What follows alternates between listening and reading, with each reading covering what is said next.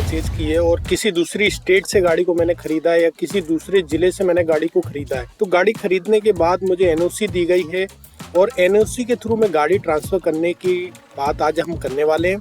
तो कैसे क्या गाड़ी को ट्रांसफ़र करना होगा।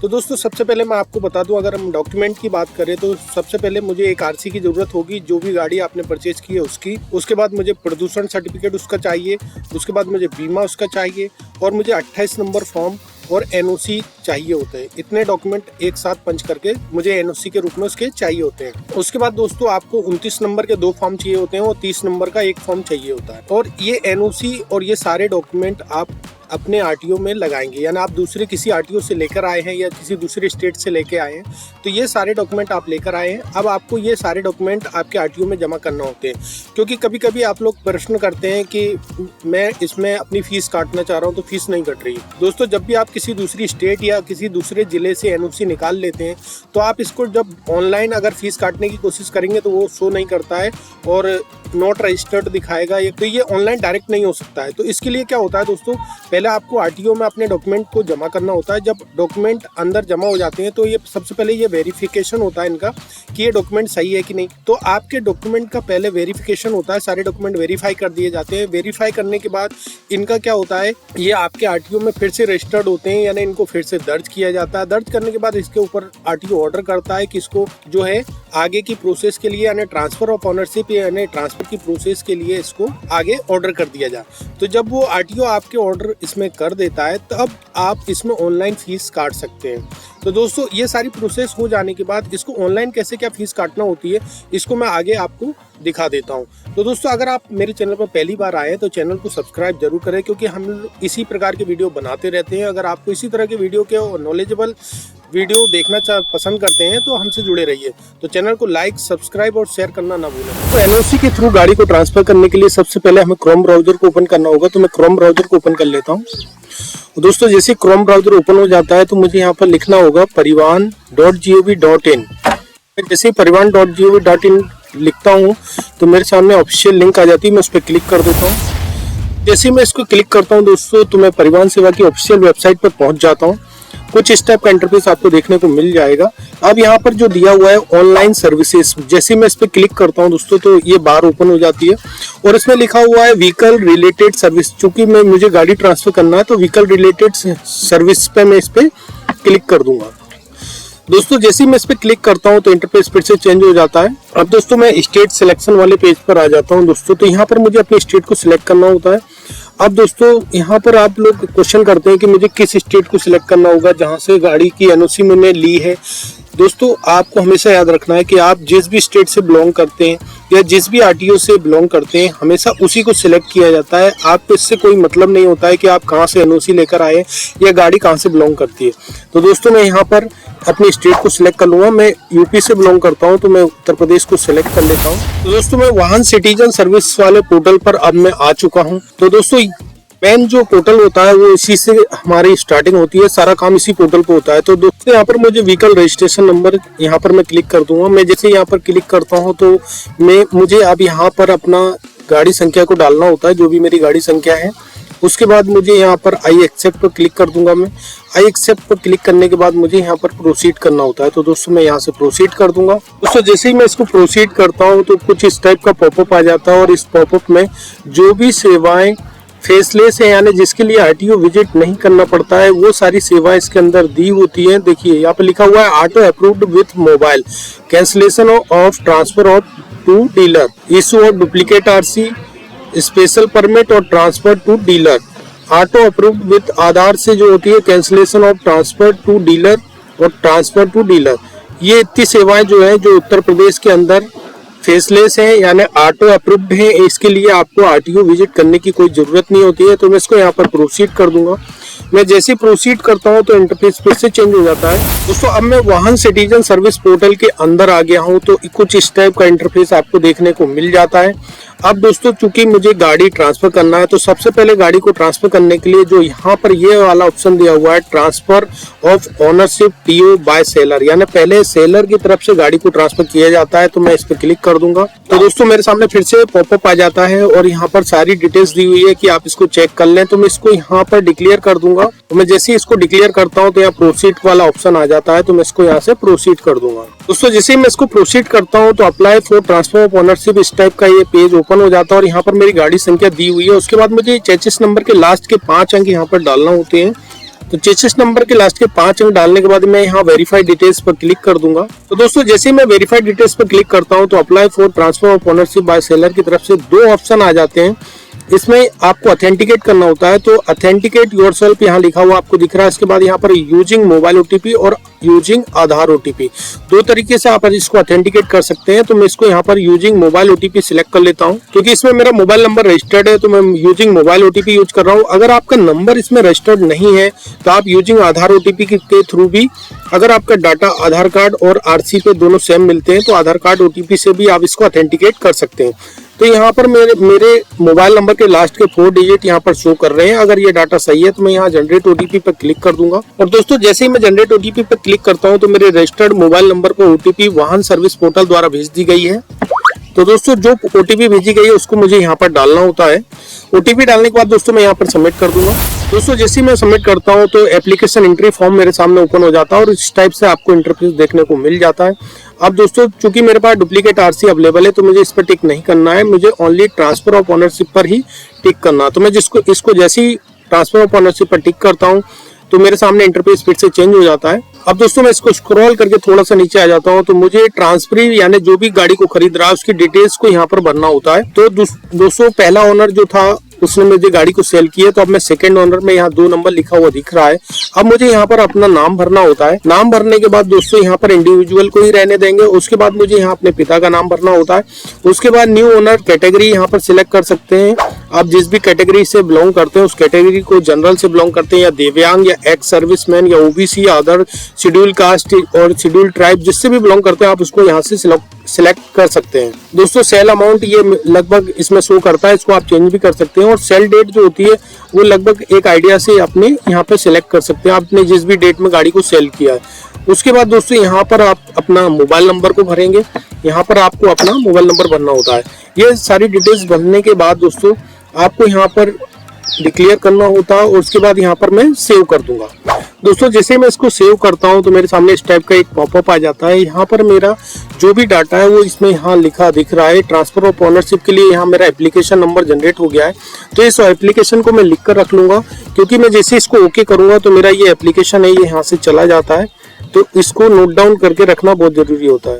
तो मैं इसको यहाँ से कॉपी कर लेता हूँ और कॉपी करने के बाद दोस्तों मैं इसको ओके कर दूंगा। फिर मैं इसको ओके कर देता हूं तो मैं स्टार्टिंग पेज पे वाहन सिटीजन सर्विस के पोर्टल पर फिर से स्टार्टिंग पेज पे आ जाता हूं।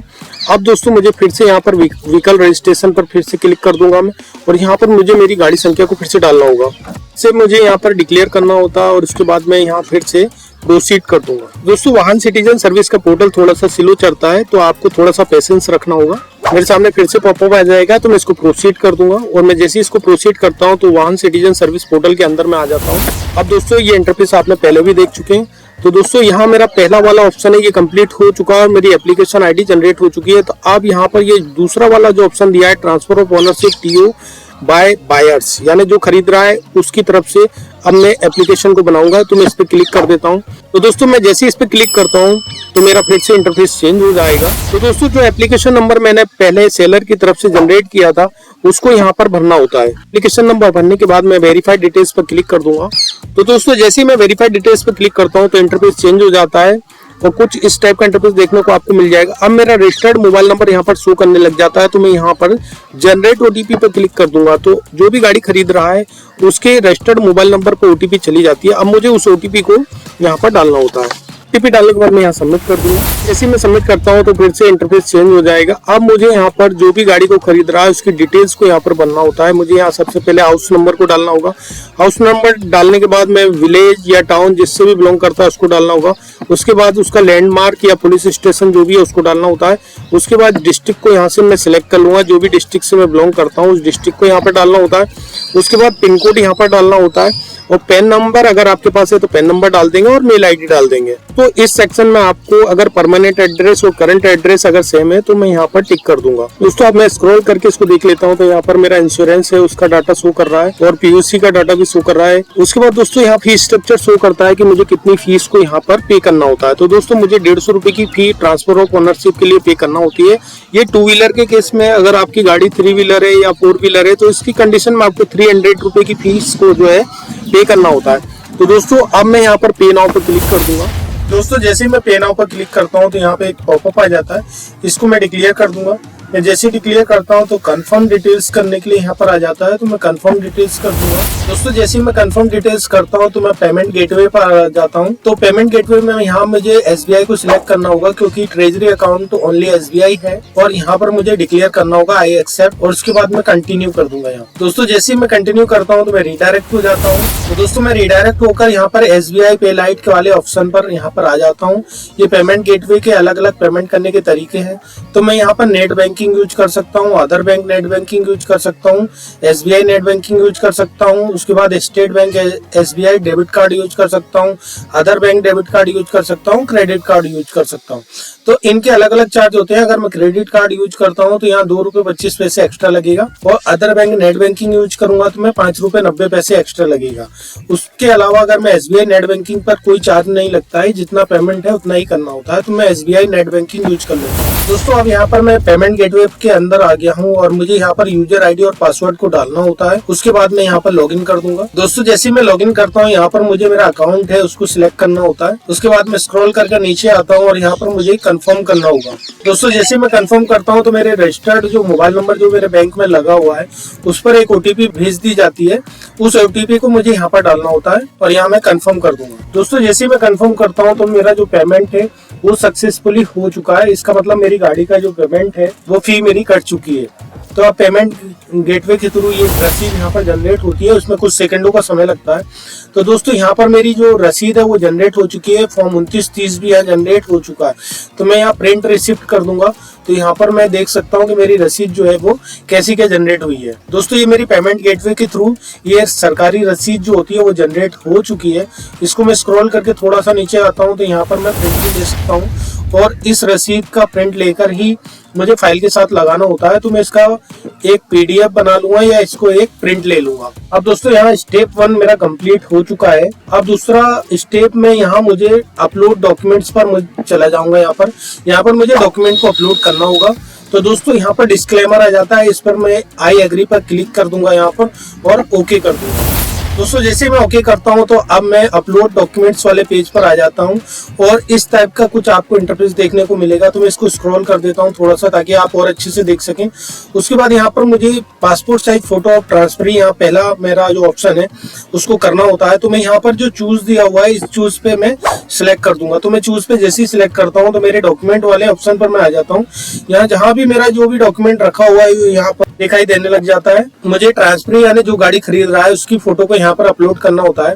तो मैं फोटो को सिलेक्ट कर लूंगा। मैं फोटो को जैसे ही सिलेक्ट करता हूँ दोस्तों, जैसे मैं फोटो को सिलेक्ट करता हूँ तो यहाँ मेरे सामने यहाँ अपलोड का ऑप्शन आ जाता है। तो मैं अपलोड पर क्लिक कर दूंगा। जैसे मैं अपलोड पर क्लिक करता हूँ तो यहाँ आई एग्री पर मुझे टिक करना होगा और ओके करना होगा। अब यहाँ लिखकर आ रहा फाइल इज अपलोडेड सक्सेसफुली। तो मेरा पहली जो फोटो है जो गाड़ी खरीद रहा है उसकी फोटो अपलोड हो चुकी है। अब दूसरे नंबर के ऑप्शन पर मैं आ जाता हूँ। यहाँ मुझे 29 नंबर फॉर्म को जो ट्रांसफर के द्वारा साइन की जाती है उसको अपलोड करना होता है। तो मैं फिर से चूज पे चला जाऊंगा। दोस्तों चूज पे आने के बाद मेरे 29 नंबर फॉर्म को मैं सिलेक्ट कर लूंगा। तो जैसे ही मैं 29 नंबर को सिलेक्ट करता हूं तो यहाँ अपलोड का ऑप्शन फिर से आ जाएगा। तो मैं अपलोड कर दूंगा। यहाँ पर अपलोड करने के बाद यहाँ पर कंफर्मेशन मुझे देना होगा और ओके करना होगा। फाइल इज अपलोडेड सक्सेसफुली का पॉपअप आ जाता है। तो मैं इसको काट दूंगा यहाँ से। तो मेरा 2 डॉक्यूमेंट अपलोड हो चुके हैं। तीसरे पे मुझे 30 नंबर फॉर्म को अपलोड करना होता है। सेम प्रोसेस में मुझे अपलोड पर मैं क्लिक कर दूंगा और यहाँ पर मुझे डिक्लेयर करके ओके करना होगा।